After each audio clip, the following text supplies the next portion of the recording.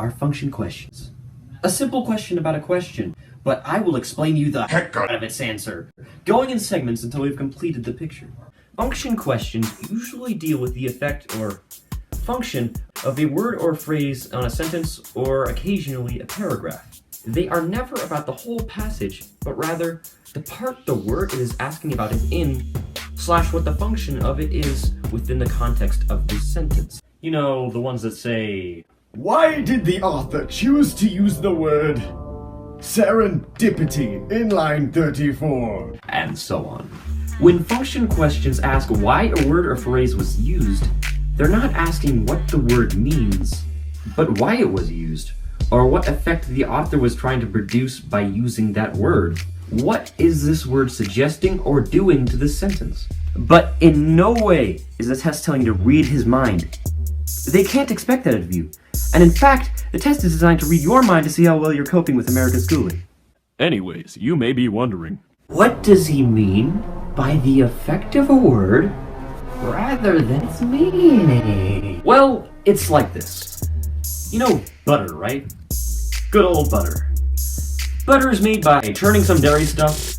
It's solid when refrigerated and mostly solid at room temperature, and it can be used as a spread on toast, a garnish on pancakes, and to slicken up the family sled. And then there's buttery spread. It's made of churned dairy stuff.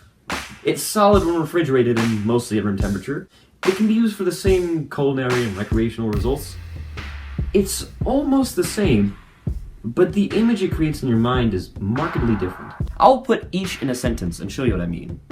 How about, then just whip out the butter and slather it on your forehead? In contrast to, then just whip out the buttery spread and slather it on your forehead.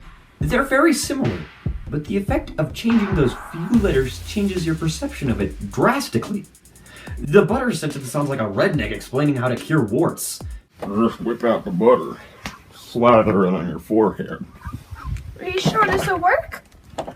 Well, if it fails, it's not you can get any more warts.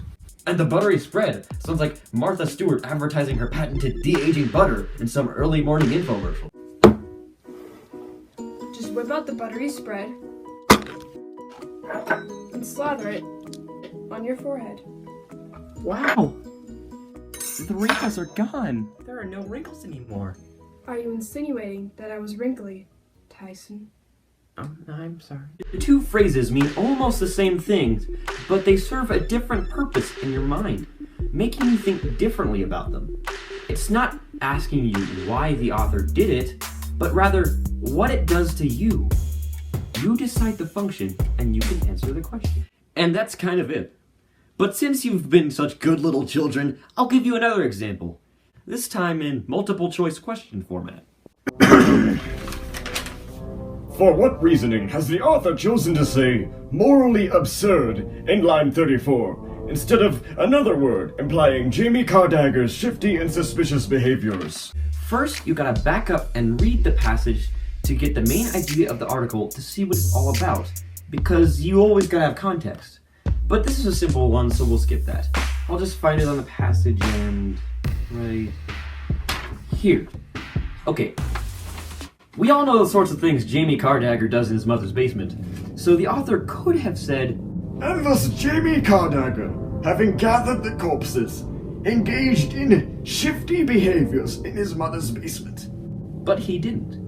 He instead chose to say, And thus Jamie Cardagger, having gathered the corpses, engaged in morally absurd behaviors in his mother's basement. See, shifty would have covered the whole spectrum of suspicious and corrupt behavior, and could hint at the morally absurd, but it's too vague to give the readers the correct suspicions.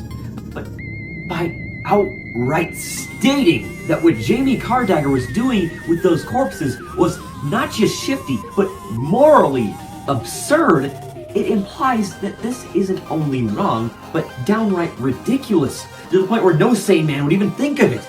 I mean, there is power in that phrase, and it makes you uncomfy just reading the Cardagger residence. And you know, if you see him coming into your basement, you best get out of town quick. Would you like to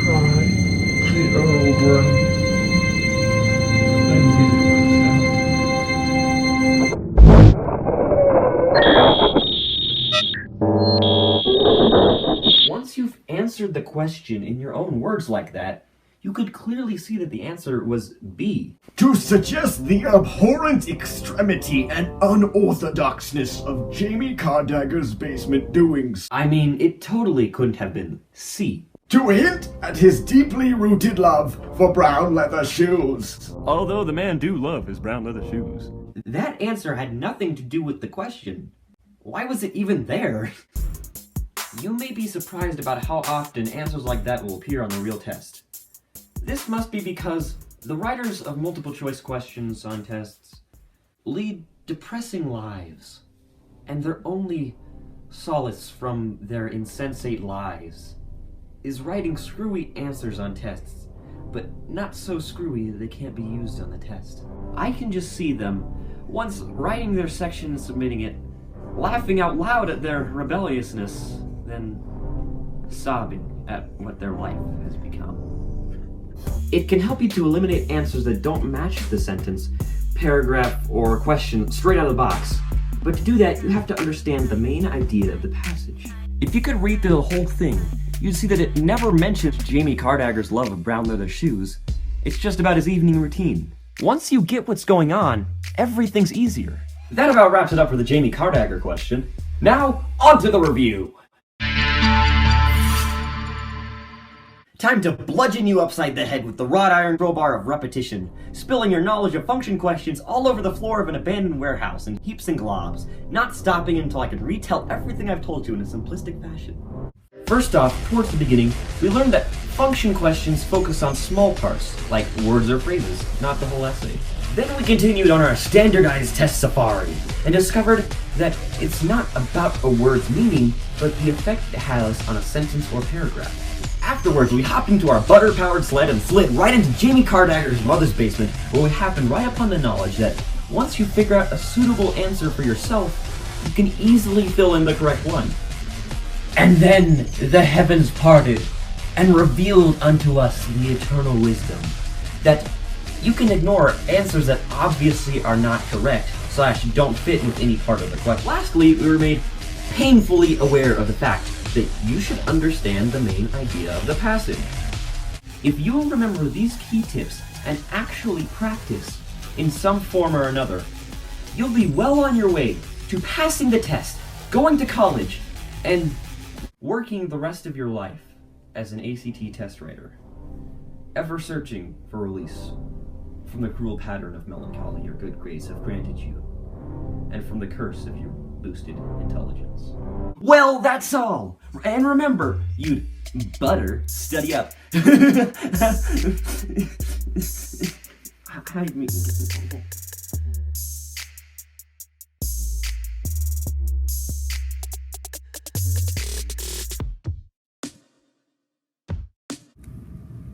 That's all. Go show your mom that.